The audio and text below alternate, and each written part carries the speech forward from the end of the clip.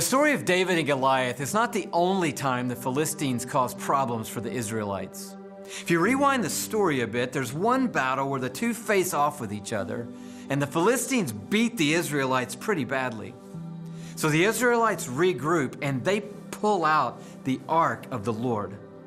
This terrifies the Philistines because they know there's something holy about the ark of the Lord. But then when they go to battle for a second time, the Philistines win again, this time killing 30,000 of the Israelite army.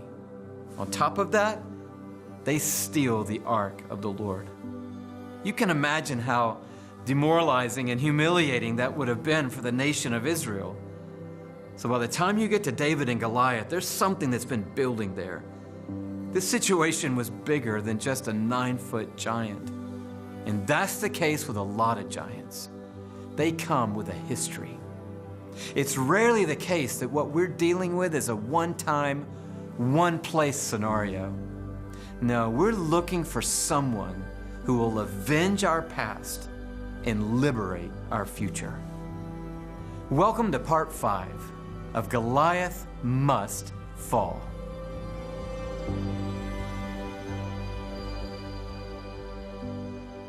So the big idea we've talked about in each one of these sessions in this study is that our freedom and God's glory are always linked together. So as we're looking at these giants, the underlying thought isn't, well, I just want a better life. The thought is, I want to be free, but in being free, God's going to get more glory in my life. God doesn't get glory from our lives when there's a giant with its foot on our neck. When we're always talking about the downside of life, the weakness of life, the thing we wish we could change about life, we're not giving God glory as an ultimate savior, a defender and a fighter and a champion in our lives. And so if Jesus really is David in the story of David and Goliath, then he's a champion fighter and a giant slayer. And if he did that by his life, death, burial, and resurrection, then we can tap into that power today and live a kind of life where we're free, which is what we want and what God wants for us, but where God gets glory as being the one who sets us free and gives us the kind of life that God intended for us. That's what your neighbors want to see. That's what my neighbors want to see. That's what your family members, your co-workers want to see. They want to see a God powerful enough to set you free.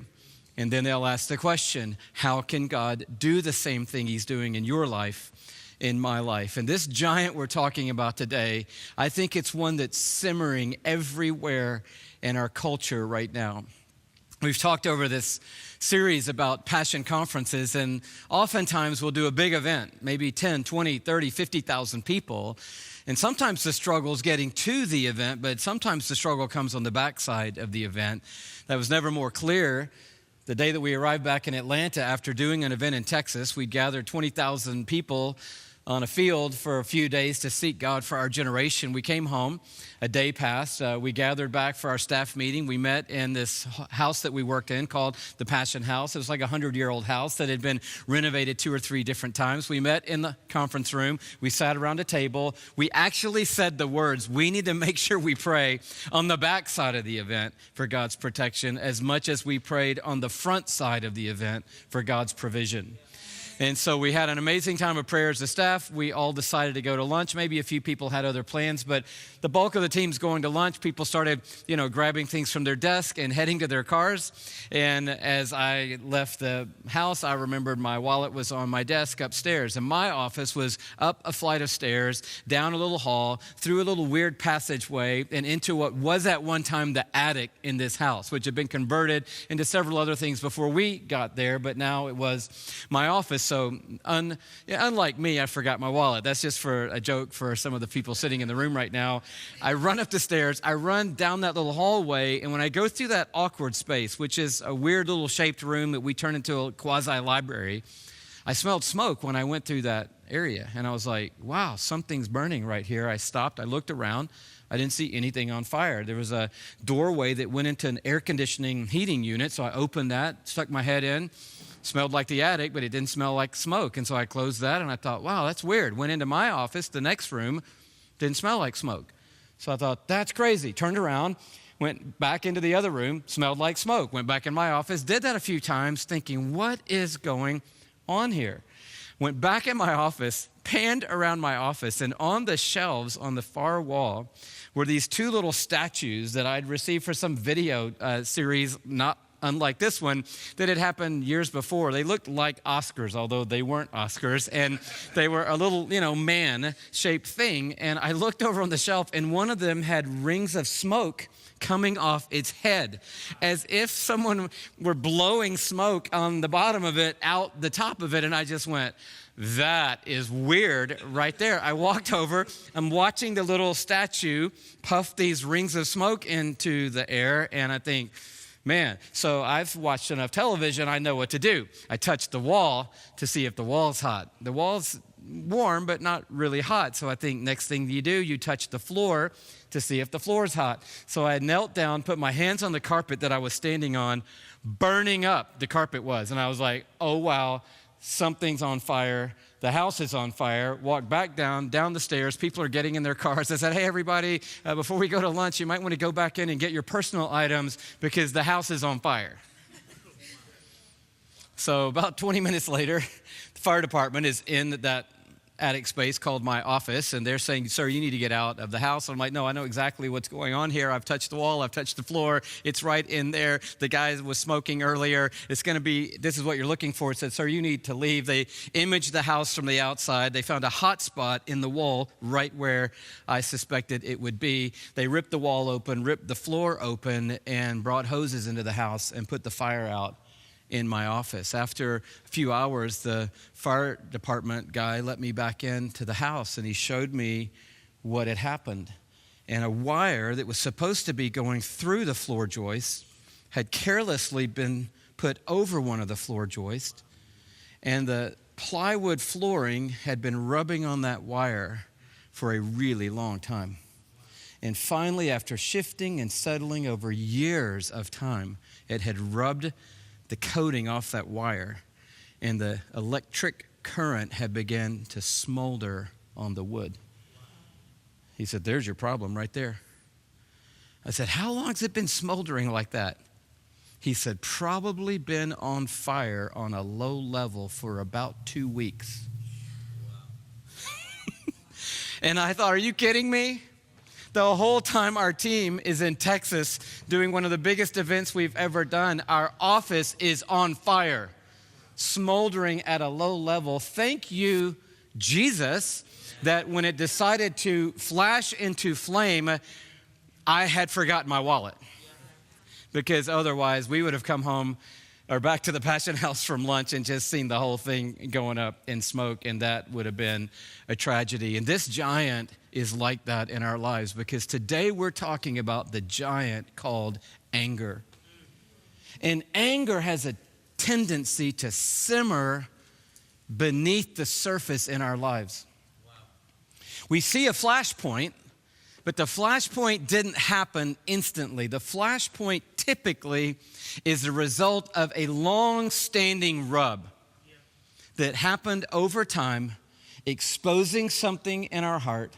And eventually, when the opportunity was right, when we'd had enough, when we couldn't control it anymore, we said something, we did something, we lashed out in that moment of anger, and we brought harm to our lives and the lives of people around us. Or on the flip side, someone else lashed out in their anger, and they did something, said something to harm us and to bring injury into our world. And if you look around in the culture, we are an angry culture. Now, we're all holding it in pretty good.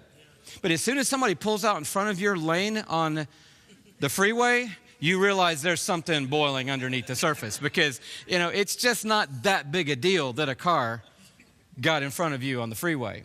The bigger deal is what's been simmering underneath all that time, that you took the opportunity in that moment to flash out in anger about. I was reading an article in Time magazine recently about the fact that our adolescent generation is crippled by anxiety. Cover story on Time magazine. And of all the things in it, this one thing seemed to me to summarize a lot of what I see in what they call the Millennial Generation. Now, I don't want to lump everybody into any one grand category. I don't believe in that.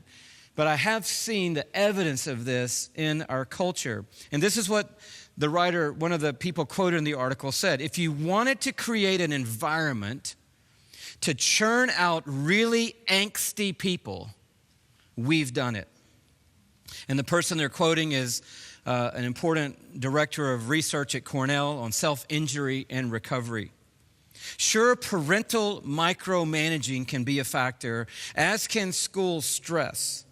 But this person doesn't think those things are the main drivers of this epidemic. Quote, it's that this adolescent generation, and so that's good that most of us are maybe not in the adolescent generation, so we can take the pressure off of our own lives and just talk about them for a minute, that they are listen to this quote, they are in a cauldron of stimulus that they can't get away from or don't want to get away from or don't know how to get away from, end quote. And the result of it is an underlying angst, she says. An underlying frustration that's rubbing at the heart of them.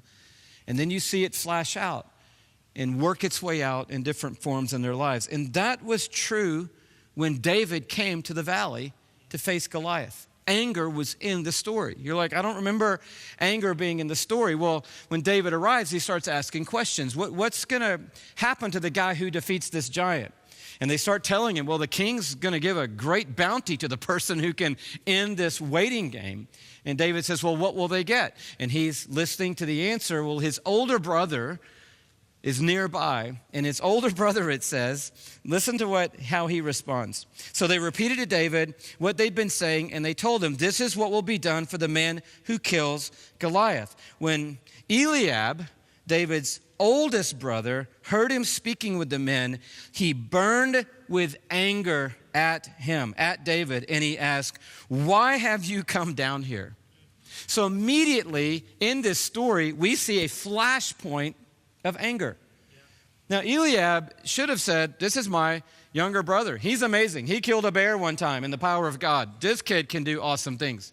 This kid has a heart like no other. This kid has a heart of worship for God. This kid is a great tender of the flock. This guy manages our economic well-being as a family by taking care of the sheep while we do other more important things like standing on a hillside for 40 days, shaking in our boots at a man named Goliath. This kid is awesome. And one day Samuel came to our house and he said he was going to anoint a new king over Israel. And I was kind of bummed that it wasn't me because I thought surely it's going to be me. I'm the oldest, I'm the tallest, I'm the best looking, I'm the firstborn. They're going to put me up and they're going to say, wow, Eliab, congratulations, you're the new king of Israel. But no, they went and got the runt of a kid out of the pasture, and then Samuel said, boom, that's him, anoint him. God's favor is on his life. My little brother is the anointed one of Israel. Come on, this kid is something else. But he didn't do that. He burned with anger at David, and then he fired the darts at him. Look at what he said. He said, number one, why have you come down here? He questioned his motive. Has anybody ever questioned your motive? Did it make you angry when they did? Absolutely. Nothing gets under our skin more than someone questioning our motive as to why we did what we did. But then he didn't stop there. He said, why have you come down here? Next question. And with whom did you leave those few sheep in the desert? How belittling is that statement? Oh, and by the way, who's tending to little boys' flock while you're up here with the big boys?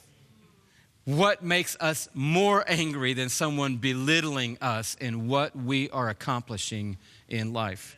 But he doesn't stop there. He attacks his character. He says, I know how conceited you are, and I know how wicked your heart is because you came down here only to watch the battle. So immediately, a person of great influence in David's life, someone that he looked up to, trusted, depended on, hoped would be a shelter for him, not a sting towards him, comes after him, barbs coming out of both hands, questions his motive, questions his capability in life, and then questions his very character and says, your heart is wicked. Instead, I think it's possible. I'm reading a little bit into the text here, but it's not too big of a stretch. I think it's possible that Eliab figured it out and added up all the dots. and said, he's going to take that giant down. I've been standing here as the older brother for 40 days, and my little brother is about to rock Goliath and end this standoff. So what am I going to do before he can get that glory? I'm going to shoot him down, chop him down, and I'm going to diffuse the situation by intimidating him. My anger, which has been simmering, I'm thinking, right? Ever since Samuel left the house. Now is the day that it burst into flame, and I'm going to squash this kid before he does something significant for all the people of Israel. See, that's how anger works in our lives. There's wrongly placed anger. That's when you think someone tried to hurt you, but they really didn't. I mean, the circumstance looks like they did, but they never had any evil intent, but you're still holding it against them nonetheless. There's rightly placed anger. You were hurt, and I would never belittle that today. You were wronged. You were abused. You were abandoned. You were forsaken. You were wounded. It was real, and that's real and rightly placed anger. But then there's a third kind of anger, and it's suppressed anger. It's the kind of anger, whether wrongly placed or rightly placed, that we never deal with. We never have the conversation. We never get it out in the open. We never pull the flooring up and say, there's something rubbing down here, and if you and I don't get it right, it's going to burn my house down and maybe even burn your house down and maybe burn some more people's houses down. So in the story of God, there's a place for us to resolve our anger, and it's called the cross of Christ. So there might be mediation in your family. There might need to be mediation in your company. But the place where anger is resolved and the giant of anger is defeated is called the cross of Jesus Christ. And that's how your giant of anger is going to go down. You're going to stand at the cross and recognize a few major ideas. It's how we can do what Scripture says, which is be angry, but don't sin. It's okay to be righteously angry at something that was done that hurt you. David was angry when he rolled into the valley of Elah. He looked at Goliath and said, you're making me angry right now, and you're going to shut up right now. That was a good kind of anger. And it didn't lead him to sin. His brother's anger, on the other hand, did lead him to sin. It had been gnawing away and eating at him all of these years. So what do we do when we see the cross? A few things. Number one, we focus on our imperfection. We get a big dose of us. See, anger is refusing to see our own weakness and focusing on someone else's weakness. But when I stand at the cross, I'm first confronted with how God resolved his anger toward me. His righteous wrath toward my sin was resolved in the gift of Jesus Christ. And when I stand in the shadow of that, it sets me up for the possibility of resolving my anger issues with someone else. You say, yeah, but they really did wrong me. Well, I really did wrong God. They really did abandon me. I really did walk away from God. They really did throw it right in my face. I really threw it right in God's face. And so I'm the guilty one who has been swept up in the grace of God. And when I stand at the cross and see that, it gives me a footing on which I can begin to resolve my anger. A second big idea we see at the cross is that we must let God be the avenger of our wrongs. God didn't ask you to solve the problem of your sin, and he's really not asking you to solve the problem of somebody else's sin. He's asking you to trust him to avenge all wrong. So how can you lay down at night and say, well, I'm just going to sleep tonight, even though they stole from me or they hurt me or they wounded me or they took advantage of me? How can I rest knowing that? You can rest knowing that because God is going to fully avenge your wrong in their life. You say, well, he's not doing it right now. They're sitting in the Bahamas having a great life, and I'm up here just being eaten away with the rot of anger. And they're on a beach somewhere, couldn't care less. Their day's coming. And they're going to stand before God, and he is going to avenge your wrong. And he is going to do it completely and justly to your satisfaction, but more importantly to his. And you're going to probably in that moment be more in tune with your imperfection and probably go, you know what, they really did a bunch of bad stuff to me, but we all have done a bunch of bad stuff. So thank you for grace. Give them the same grace you've given me. We all needed it. And the third big idea is that the antidote to anger is forgiveness. And you hold the power to slay that giant with a phrase. And the phrase is, I forgive you. But they don't deserve it. No one does. That's right. Including me. But at the cross, we can find it. And then we can export it to the people in our lives. And when you say those words, you see the giant of anger start teetering, and that giant begins to fall. And the thud on the ground is your freedom. You say, but they don't even want to be forgiven. They won't even talk to me. I tried to reach out to them. They wouldn't return my email. They won't take my phone call. They won't even have a conversation. Fine. You can forgive people without them receiving it, and you can get the benefit of your forgiveness even though they didn't get or want the benefit of your forgiveness. I'll close. There's a phrase that we use in our culture, which I never was a big fan of, to be honest. Sort of in the last few months of my life, I'm beginning to embrace the power of it. And it's this little phrase, you might know it, let go and, do you know the phrase? And let God. Sounds too simple, doesn't it? Sounds oversimplistic in a way, but it really actually is gospel powerful. To say, if you're holding on for dear life to make sure that you can avenge what's been done to you, whether it was intended as harm or you just thought it was intended as harm, how powerful to release that to God and say, I'm going to let go of the mission of righting every wrong in my life.